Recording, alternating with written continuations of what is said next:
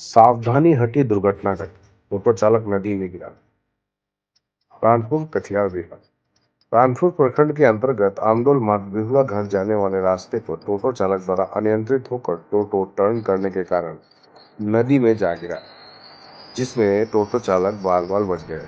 ग्रामीणों ने टोटो चालक को टोटो समेत नदी से ट्रैक्टर द्वारा खींच कर निकाला और उनसे एक बहुत बड़ी बात कही, अगर आप सड़क पर चल रहे हैं, कोई भी वाहन अगर आप चलाते हैं तो ध्यान से चलाएं, क्योंकि थोड़ा सा गलती आपको बहुत दूर ले जा सकती है।